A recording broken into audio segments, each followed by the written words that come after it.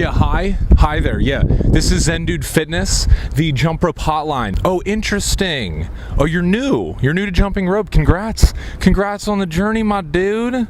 Hell yeah. So what seems to be the problem? Ah, very interesting. Okay, so you think because you're a beginner that you're not going to learn how to be able to jump rope? Ha! Ha! Brandon, we have another one. Ha! We have another one that thinks you're not going to be able to jump. Ha!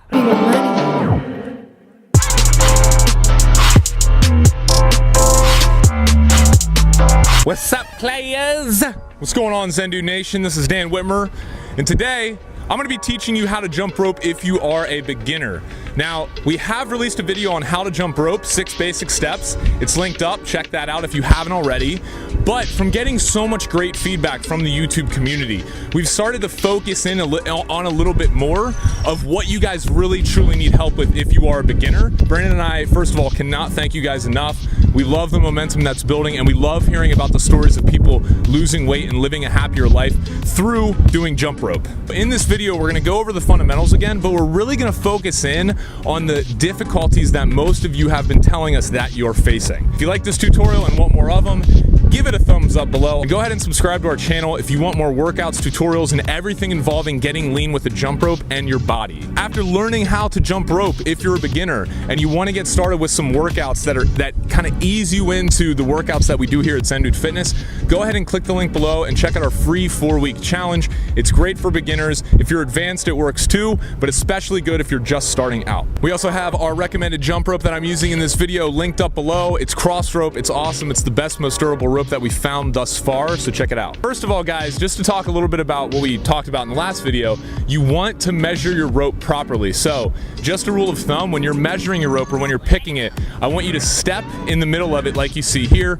pull it up to the sides, like right in your armpit, and the rope cable should actually be right around the nipple area, the upper chest area. This is a rule of thumb. You want to pick a rope that is 3 feet taller than your height. So I'm 6'3", so every rope that I use is right around 9 feet 3 inches. As you can see here, as I'm just doing regular bounce, I'm up on my toes. My feet are not coming more than an inch or 2 off the ground. My knees are bent slightly, cushioning my impact so my joints don't get hurt. My elbows are in, and my hands are jutting out to the sides of my hips, and my wrists are controlling everything. Now, a mistake that most people make when starting out that we get a lot of feedback about is they do 2 jumps, as you see here, for every time the rope swings around. I want you guys to get rid of this mentality and start. It's the easier way to jump rope, but it's not the correct way. And if you start off doing that, it's gonna be a lot harder to get yourself into just doing 1 skip for every rope turn. Okay, so what I want you guys to do is start off by just hopping. 1,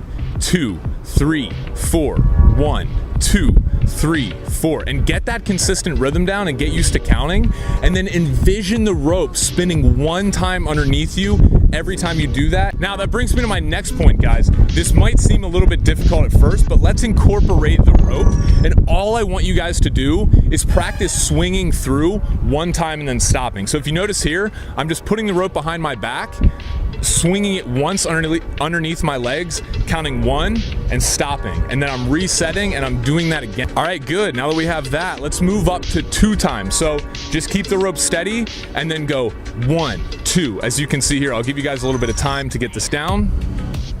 And as you see here, I'm just going 1, 2, and then stopping. 1, 2, and then stopping. Good, guys. Now I want you to move up to 3. 1, 2, 3, and stop.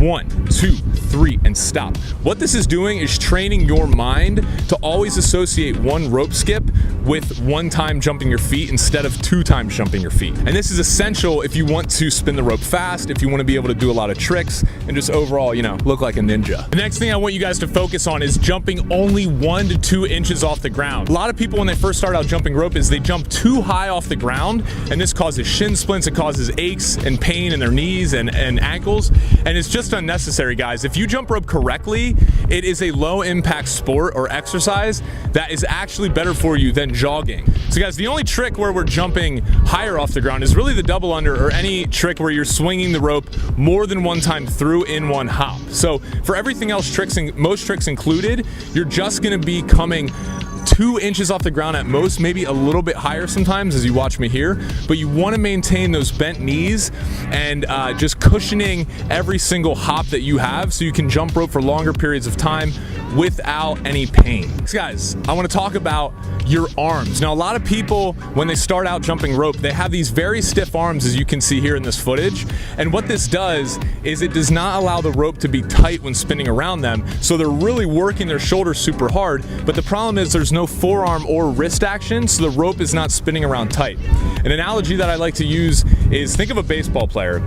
If there's a pitcher and he has a ball like this and he's throwing it with a straight arm, first of all, he's not going to be able to throw it that hard, and he's probably not going to have that much accuracy, as opposed to if he winds up like this and coils it and kind of spins his arm around and throw it. You can throw it much faster if you bend your arm.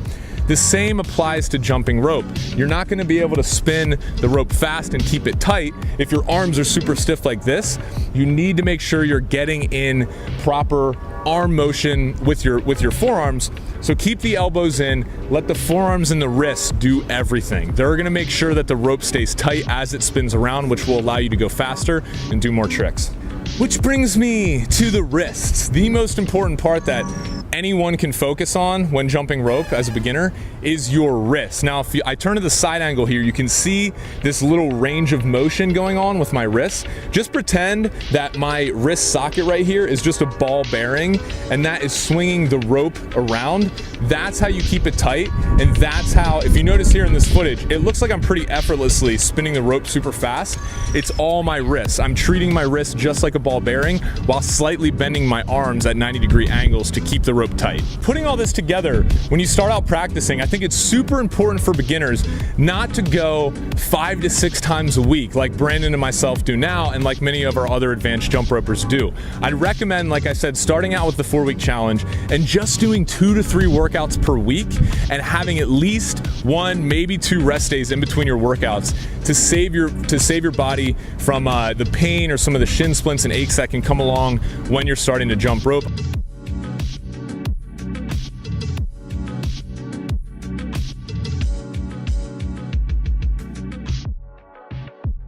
Yeah, I know, okay, and my mic's also still broken. Brandon like freaking left to LA and left me with this one.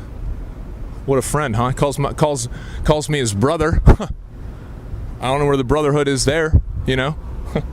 Whatever.